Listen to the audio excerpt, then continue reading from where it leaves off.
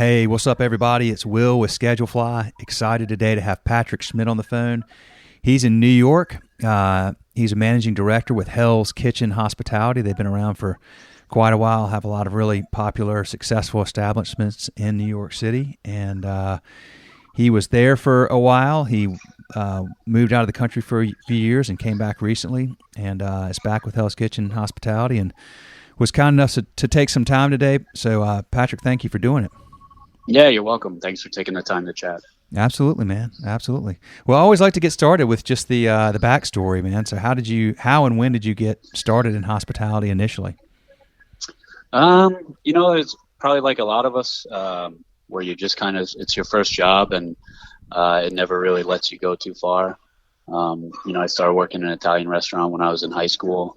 Worked my way up, became the manager there while I was still in high school. Kind of every job I had through college and, leading up to where I finally kind of turned the corner and it became my career. But I always seem to do well in hospitality and have a lot of fun. Work with some great people, made really good money. A lot of great experiences, especially here in New York City. It's just kind of always been what I do. I've never really known anything else. I hear, yes, in your blood. It seems like that's the case. It seems like almost everybody I interview on this podcast, there's been over 100 now, has a very similar story. Started early, started as a teenager, started in high school, which is cool too because you, I'm assuming if you started in high school at this Italian restaurant, what were you doing? What was were you bussing tables or? Oh, yeah, I was doing everything. Waiter, yeah. I was a delivery guy. Busboy, bartender. I worked in the kitchen for a while. It was an Italian restaurant, but we had a pizzeria aspect as well. So I made the pizza sometimes, which was great because you never really got bored doing one job. Because you were always kind of doing a different job depending on the day. Yeah. And I think that's what really attracted me and kept me in the industry for as long as I've been. Is that just that kind of multifaceted position, wearing so many hats, being involved in so many aspects of the business, then and now, on a larger scale. That's what keeps it fresh and keeps it exciting day to day. Yeah, that personality type works well with the industry for sure, and I find that a lot. Well, let me ask you this: do you talk about the value of starting at the bottom, if you will, and doing all those roles and what that meant to you in terms of understanding, all the aspects of how a restaurant runs? Yeah. Well, in this industry, it's kind of hard to even call the bottom because, everybody does everybody's job at one point or another during the day. Yeah. So, we're not big on titles here in this company. We wear a lot of different hats and, I could be director of operations or managing director, but, you might come in tomorrow and I'll still be mopping the floor if it needs done. So there really isn't a bottom. I think, everybody just works together as a team. Each cog in the wheel is important compared to the next, just as important. So the guys that are bussing the tables and washing the dishes to the bartenders who are serving the drinks to, someone like myself who is paying the bills upstairs, we all have to do our job well for the other job to exist. So that's, another kind of attractive aspect of the hospitality industry is really that team bond and that feeling of camaraderie with your coworkers that develops over time. Well, I love I agree with that. I say the bottom because that's kind of the perception some people may have, but I find that there's so much value in how you all operate and doing each other's jobs and helping each other and doing all those different jobs helps you really learn to have empathy for anybody else doing them down the road. It makes you appreciate the job, but it also gives you perspective so that as you advance in your career and advance into different roles and different positions, the perspective that you have from your previous role or your experience doing another job, it's really invaluable because not only does it make you empathetic towards your coworkers who do that job, but it just kind of makes you understand the entire operation as a whole. And if you can kind of wrap your head around the end goal from A to Z, it kind of keeps everything in perspective for you when you're focusing on the day-to-day stuff. Yeah, for sure. Yeah,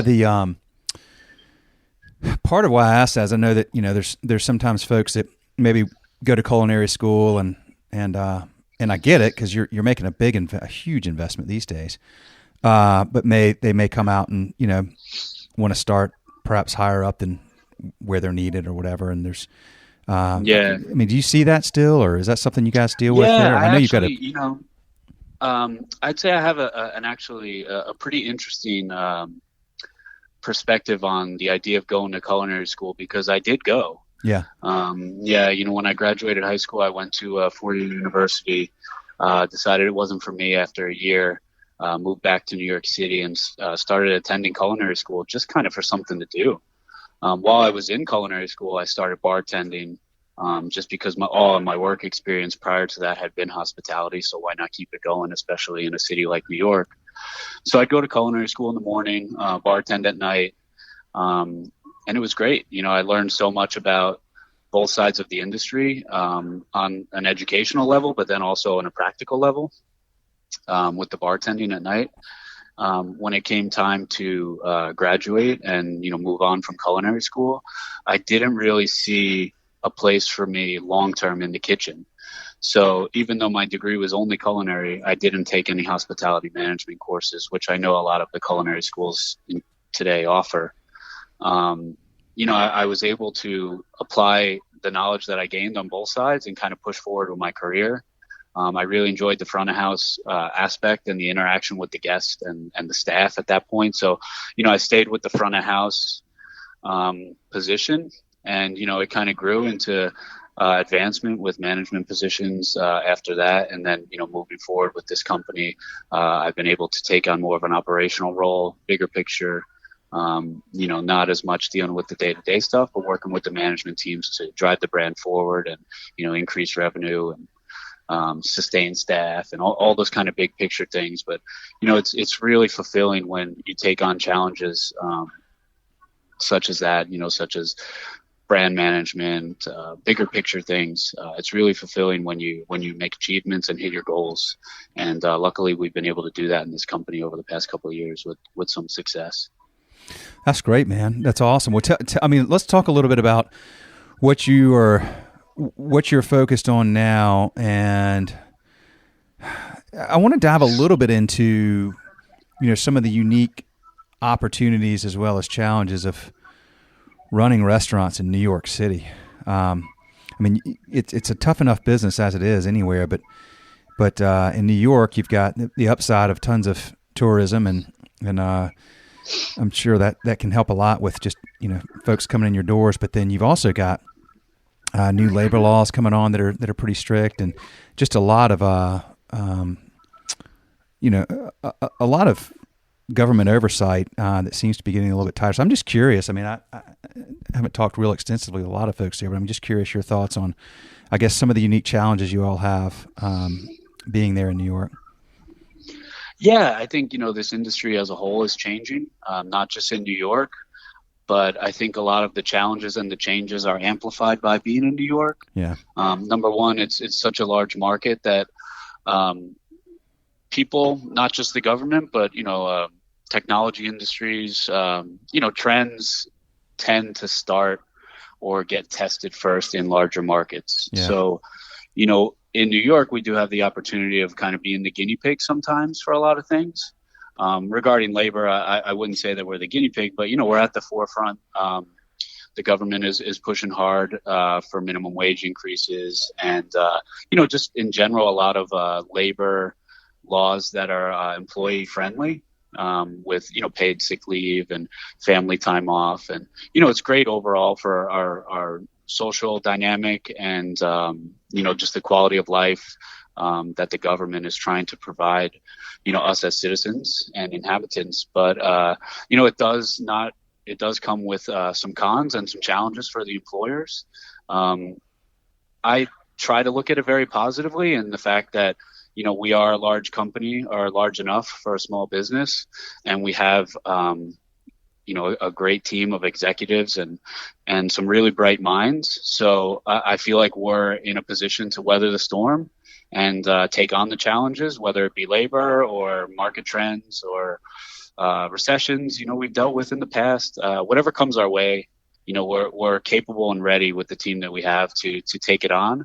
But yeah, labor is definitely going to be one of those challenges over the next couple of years. And, it'll be interesting to see how it changes the dynamic of the industry, not only in New York, but nationwide. Yeah, for sure, for sure. Yeah, well, that's a good point. It is starting in a lot of the larger markets like that, and that stuff tends to trickle down over time. What about this?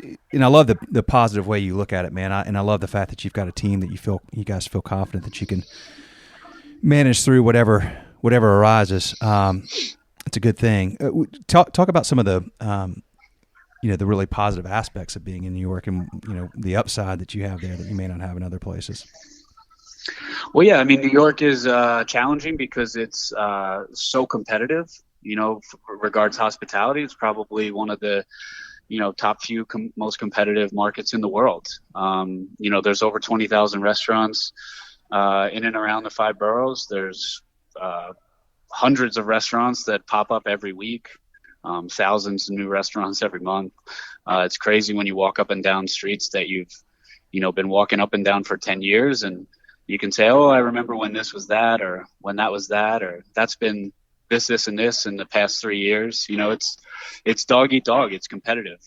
You see a lot of good people, think that they can pull it off, and they can't, and that's unfortunate. But it just kind of validates us as operators here that we're doing okay, and we're putting out some good quality service, some cool concepts. People seem to like it. They keep coming back. So, we'll be here as long as they do.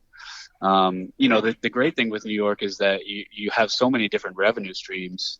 A large footprint of our company, we operate 8 locations here in the New York City metro area. 4 of them are in, the heart of Midtown Manhattan, what you would consider Times Square. So you get a lot of tourism, a lot of foot traffic during the holiday seasons. There is a huge network of corporate offices that, operate in this area. So we get a lot of that business for after work type clientele. Tons of hotels, Broadway shows, Broadway theaters. Broadway is very hot right now, so the theaters are doing well. And we see that in our pre-theater crowd. You have weekend brunch. I mean, there's just so many revenue streams that we're really lucky to pull from being in the area that we are. But, that comes with its challenges of having a lot of competition. You have to constantly be reinventing yourself and constantly stay on the ball. You really can't let these places go more than a few years without just kind of taking a good, fresh look at it. Design concepts, product changes, social trends where, now everything is online, and it's about reviews, and it's about online marketing, and it's about Instagram followers, social media posts, and all this stuff. It didn't really used to matter as much as it did 5-10 years ago, but now it's such a huge driver for our business that we really have to focus on it. We'd be foolish not to. But it's interesting because as the industry changes, so do we, and we learn it, and we try to adapt, and we do it the best we can, because you have to. Yeah, it's interesting, the social media stuff. I'm curious your thoughts on this, because there are ways to there are a lot of ways to get people in your doors, but you can get them in once through those various types of tools and marketing and social media and so forth. But then you've got to keep them coming back. Although I know that, I guess, in Times Square and there may be, you probably just have a lot of people that maybe they're as tourists or whatever. But what about your customers that live there, that work there? How do you keep them coming back more and more? Well, I think that's something that's just such a broad scope, in that it's really not New York based. At the end of the day, hospitality is hospitality. Yeah. And where you feel welcomed, where you feel comfortable, whether it's, the corner bar in a suburban town, or whether it's right here in, the heart of Times Square. If you're sitting at a bar, you just want to feel comfortable and enjoy yourself. And there's so many ways to do that. Good food, good beer, obviously, great drinks. We've seen a rise and an uptick in the craft cocktail movement here in New York over the past few years. So that's something that the clientele has become very savvy of. So we're trying to get at the forefront of that now with, menu development and, working with our administrative and culinary teams to make sure that we're putting the right things on the menu that people want.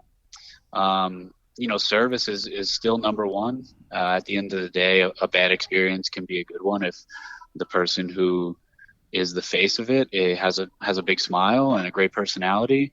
We really focus on staff in this company and trying to grow staff and moving people up the ranks from within. Many of our managers have come from service positions, and they've spent a lot of time with us and learned the ropes, and then they get to a position where they're in a management role, and they've seen it, they've been there, they've done that with us.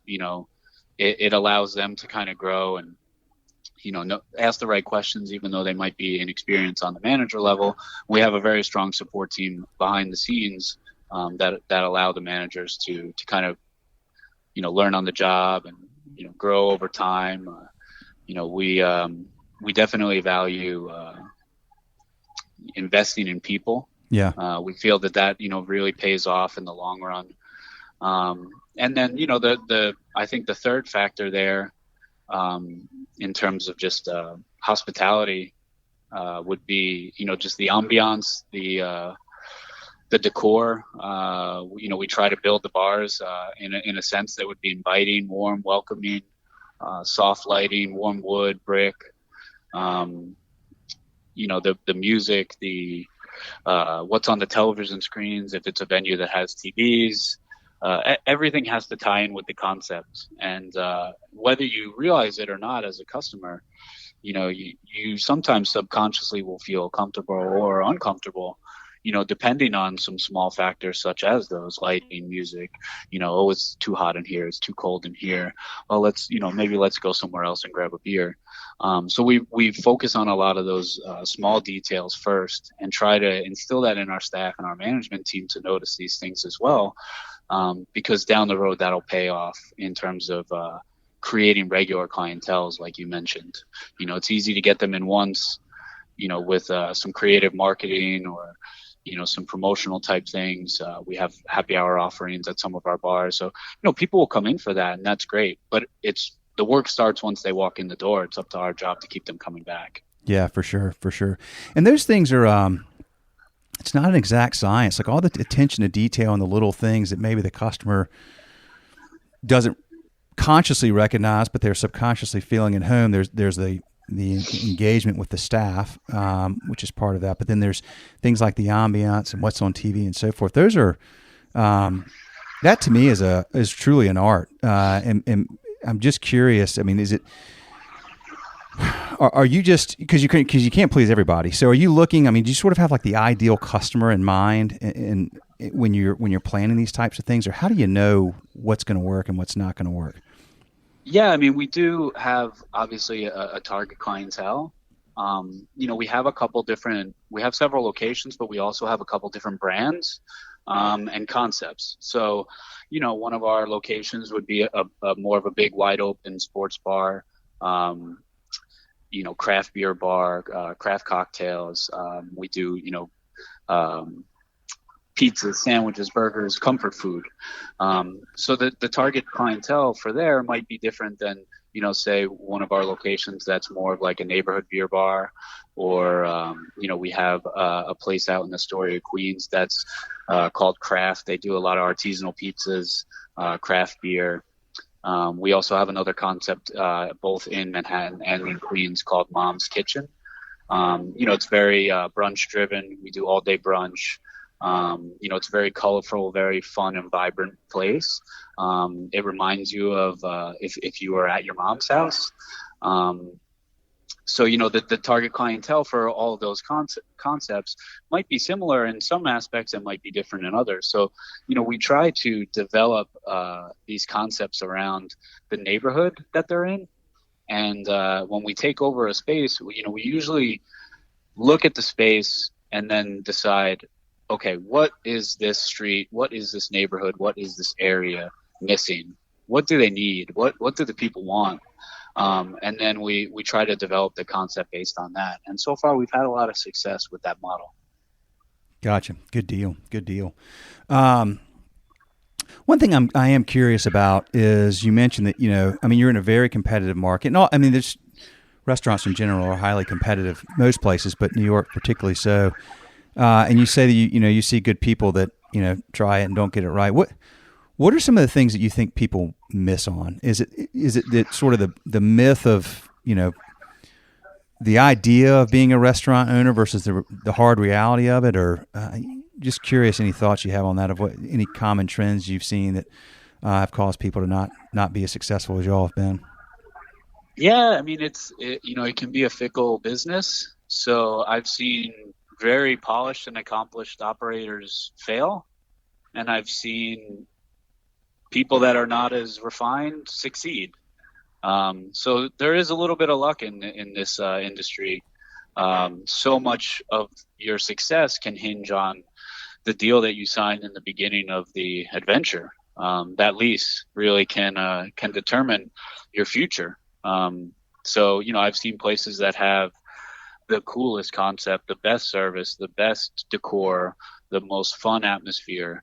But if they didn't negotiate, or they didn't sign themselves up for agreeable terms for the length of that lease, then it can be tough to build a history there. I think, on the operational level, it's all about the service. Whenever I've seen a good location or a good concept not succeed, it's probably because the focus wasn't on managing people. I feel like in this industry, it attracts a certain type of employee. It's a predominantly nights, so that's going to lead to a younger demographic of staff for the most part. And then, flexible scheduling is a huge draw to a lot of people who have other things going on in their lives. That also creates a set of problems in that, a lot of people, it's their second job, it's their part-time job. But I think it's on us as managers and operators to inform and motivate them so that they can give the staff member the experience that we want them to have, even if, 5 years from now they want to be a real estate investor or a, celebrity chef or an actor on Broadway. Everybody has their own goals, but people like to be coached. They like to be developed. They like to be heard.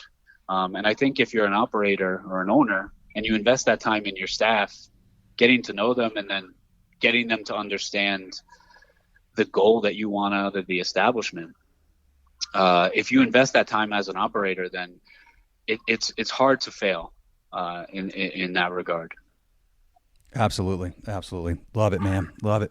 Well, listen, Patrick, I'm going to let you roll. I told you I'd take about 25 minutes, and we're at about that. So I know you're a busy guy, but I really, really appreciate this. This is highly educational, extremely useful. Your experience and just overall, just really firm knowledge of the industry and how everything works, man. It's fantastic. So I appreciate you taking the time to do this. We appreciate the chance to serve y'all at Schedule Fly. We really value the business a lot, and just enjoy that opportunity very much. Yeah, it's been a pleasure, Will. Thank you very much for taking the time, and I enjoyed the chat. All right, man. Have a good one. Let me know anytime I can do anything for you. All right, sounds good. All right, take care. See you. Take care.